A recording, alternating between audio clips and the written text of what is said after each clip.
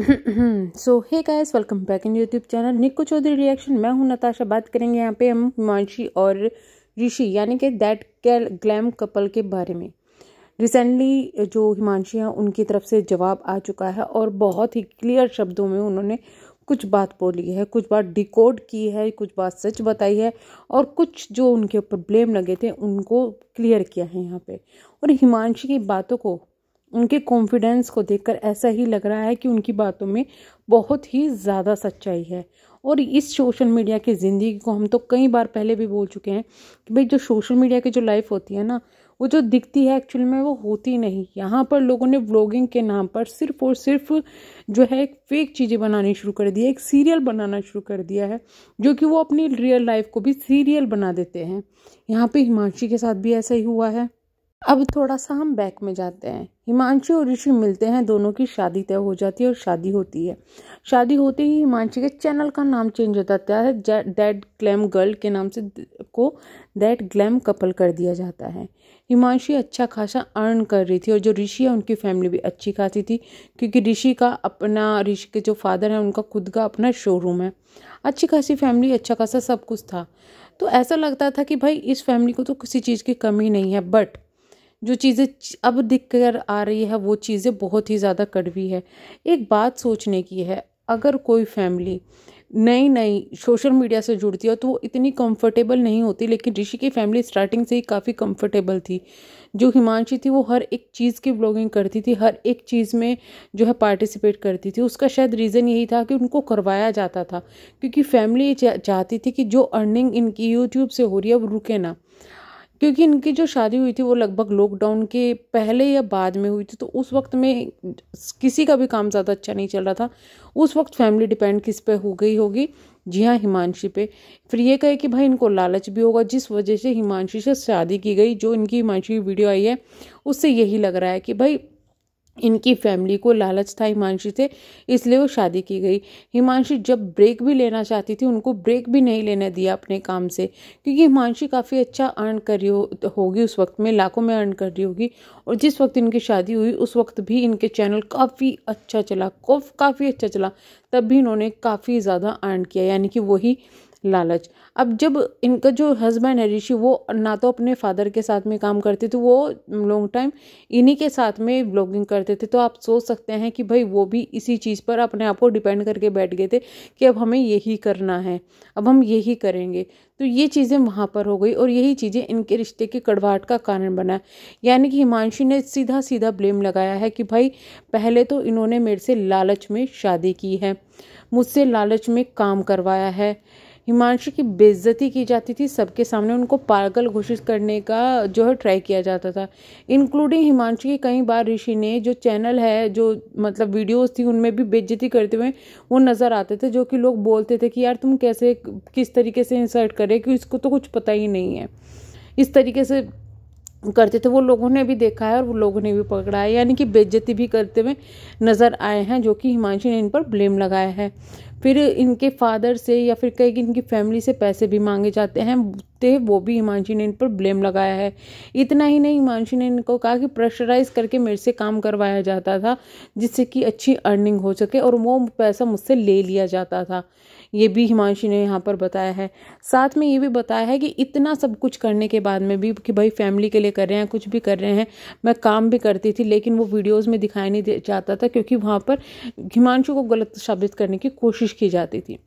अब इसके साथ साथ में और चीज़ें हुई। इतना सब कुछ मतलब करने के बाद, यानी कि वो लड़की फाइनेंशियली इनके वो काफ़ी सपोर्ट कर रही है, सब कुछ कर रही है, लेकिन उसके बाद भी अगर हस्बैंड चीटिंग करता है, बेइज्जती करता है, तो वो शायद कोई भी लड़की सहन नहीं करेगी। यही चीज़ें यहाँ पर जो है इन्होंने बताई है। अब आप खुद सोचे, कोई इंसान अगर 6 महीने में ट्रिप मार रहा है कहीं बाहर की, एक बार हो गया, 2 बार हो गया, कोई अकेला क्यों जाएगा 10-10 दिन के लिए?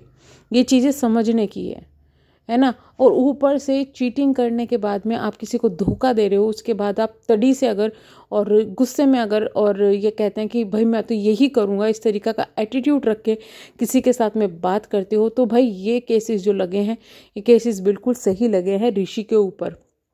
और जब इतनी बार चीटिंग करने का ऑब्वियस सी बात है कि भाई हिमांशी ने फैमिली के साथ तो जिक्र किया होगा और फैमिली भी इनके साथ इन्वॉल्व थी, इस वजह से इतने एलिगेशंस लगे हैं फैमिली और ऋषि के ऊपर। ये चीज़ें इस वजह से लगी है जो चीज़ें हिमांशी ने बताई है। अब हिमांशी का तो वहाँ से निकल गई और ये चीज़ें यहाँ पे शक इसलिए भी चाहता है कि भाई ये सब सिनेरियो हुआ, उसके बाद हिमांशी चुप है, चुपचाप अपनी वीडियोस बना रही है, लेकिन ऋषि जो है वो व्यूज़ कमाने के लिए, क्योंकि नॉर्मल अगर वो वीडियो डालते हैं तो व्यूज़ नहीं आते, लेकिन वो जो इस कॉन्ट्रोवर्शियल तरीके से जो वीडियो बनाते हैं तो व्यूज़ आते हैं। तो वही वो चीज़ करें। उन्होंने सोचा कि हिमांशी तो चुप रहेगी, तो क्योंकि बंदी अब इतने साल तक शादी में चुप रही, तो उनको लगा होगा कि अब भी चुप रहेगी तो तुम कुछ भी बोलते रहो, कुछ भी करते रहो। तो वो चीज़ें यहाँ पर पोक करने के लिए ऋषि ने कल एक वीडियो डाली थी जिसमें एक स्टोरी बताई थी। हमने तब भी कहा था कि भाई दोनों साइड की स्टोरी आना ज़रूरी है, तभी किसी एक को गलत या सही साबित कर सकते हैं। तब तक एक तरफ की स्टोरी आ रही है, यानी ऋषि की स्टोरी आ रही थी तो हिमांशु को गलत ठहराना वो गलत था, लेकिन अब हिमांशु की तरफ की स्टोरी आ गई है तो सिनेरियो चीज़ें जो हुई है वो पता चल गया कि जो केसेस लगे हैं वो आखिरकार क्यों लगे हैं। और उन्होंने ये भी कहा है कि मेरे पास में सबूत भी है, तो उन सबूतों का भी हमें इंतज़ार करना पड़ेगा कि क्या। लगता नहीं हिमांशु की उन चीज़ों को डालेगी, लेकिन अभी ऋषि की वीडियो आनी बाकी है। तो जो कि ब्लेम लगाए गए हैं, अब ऐसा लग रहा है कि ऋषि ज़रूर अपनी फैमिली के साथ में आएंगे और फैमिली वाले इस चीज़ को निगलेक्ट करेंगे, मना करेंगे कि भाई नहीं ऐसा नहीं है। लेकिन जो चीज़ें हैं वो गलत है, किसी की भी लड़की के साथ में अगर ये चीज़ें हों और इस तरीके की चीज़ें हो तो बिल्कुल गलत होगी। ये चीज़ें तो इसे कहते हैं ना कि भाई सोशल मीडिया को आपने क्या समझ के रखा है कि आप अपनी फेक चीज़ें दिखाओगे, फेक चीज़ों पर आप कब तक कमाओगे। और लड़की है या फिर कोई भी लड़का, कोई भी है इंसान, वो सिर्फ कमाने के लिए नहीं होता है, वो उसको अपनी भी लाइफ जीनी होती है।